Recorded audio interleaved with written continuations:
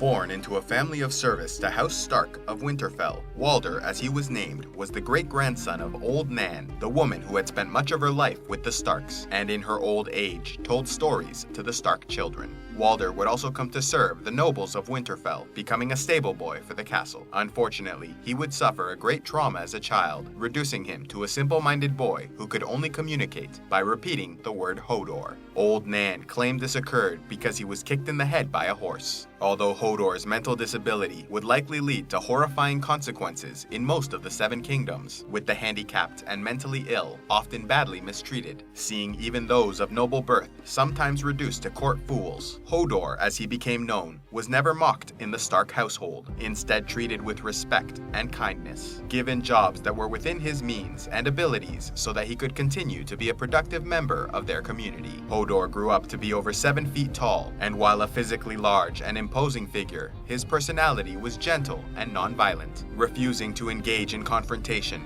even with an opponent who was much smaller. In 298 AC, during King Robert Baratheon's visit to Winterfell, Bran Stark was pushed from a tower window by Jaime Lannister after the boy caught he and his sister, Queen Cersei, engaging in an incestuous affair. The fall put Bran in a coma for many weeks, during which he experienced a number of powerful visions sent by a mysterious three-eyed crow. When Bran awoke, he found himself paralyzed from the waist down, having lost his ability to walk. Given the boy's disability, Hodor was given the task of becoming his travel companion, carrying him on his back in a specially made basket designed by Maester Luwin. After the death of the king and the arrest and execution of Eddard Stark in King's Landing, the continent of Westeros erupted into the War of the Five Kings, causing Robb Stark and his bannermen to ride south for battle. However, the lowering of defenses in the north allowed for the Ironborn to invade, and the Turncloak Theon Greyjoy to capture Winterfell. Fearing for their lives, Bran and Rickon Stark hid in the crypts of Winterfell, along with their friends Mira and Jojen Reed, as well as their direwolves Summer and Shaggy Dog,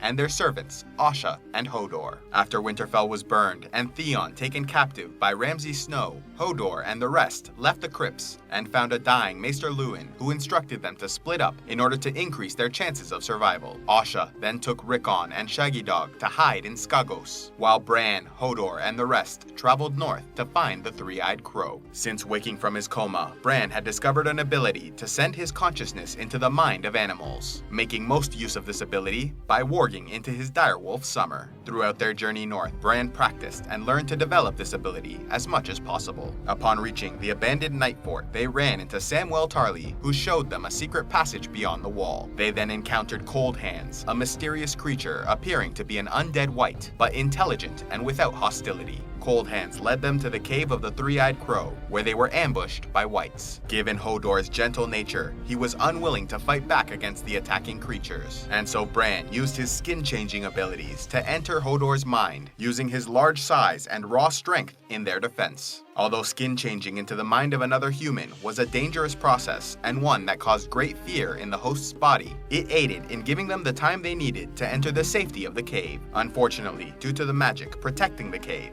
Coldhands was not able to join them, and so was left to fend for himself against the undead assault. Once inside, they met the last of the Children of the Forest and the mysterious Three-Eyed Crow, who was revealed to be Brynden Rivers, also known as Bloodraven, who had once been Lord Commander of the Night's Watch, but disappeared, having traveled to the cave, where he trained as a greenseer, waiting for the day Bran would appear. Bran then began his training under the Three-Eyed Crow, while Hodor, ever loyal to the Starks, continued to serve the boy, obeying his commands as best as possible. Bran, now learning to develop his many skills, would continue to skin change into Hodor, using the man to explore further into the cave. As time passed, Hodor became somewhat accustomed to having Bran in his mind, though he still experienced fear and discomfort during the process. Although Hodor was a man of simple mind for the majority of his life, with most attributing his disability to being struck by a horse as a child, some have recently come to suggest this may not have been the case at all, and that Old Nan and the others simply assumed his injury was received from a horse because he was a stable boy, and so naturally guessed that was how it occurred, and that the trauma he suffered as a child may have actually been caused by Bran Stark and his powers. The theory suggests that the White Walkers may one day gain the ability to enter the cave of the Three-Eyed Crow, possibly because of a mistake made by Bran, who might be marked by a White Walker during one of his green dreams, allowing for the attack to occur. Bran will be deep inside a green dream in the past, accompanying Bloodraven to a time when Hodor was a child in Winterfell. Meanwhile, Mira, Hodor, and the others make their escape from the cave, with many, including the Three-Eyed Crow, sacrificing themselves so Bran might escape.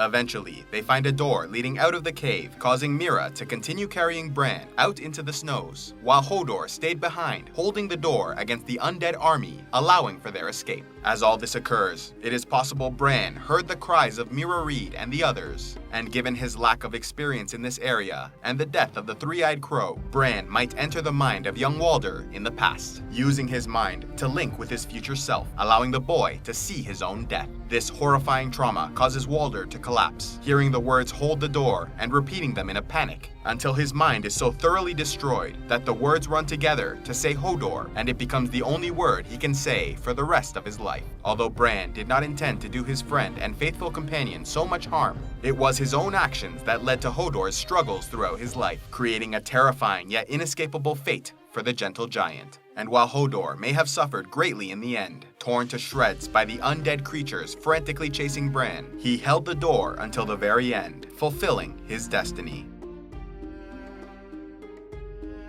A special thanks to all those who have contributed to CivilizationEx. You make these videos possible, and I am eternally grateful for your support. If you would like to help CivilizationEx and want a say in the future content of this channel, click on the Patreon link in the description box below, and pledge any amount you'd like on a monthly basis. Or if you would prefer to make a single donation, you can use the PayPal link, also in the description below. And please be sure to like and subscribe, and click on the links to see more.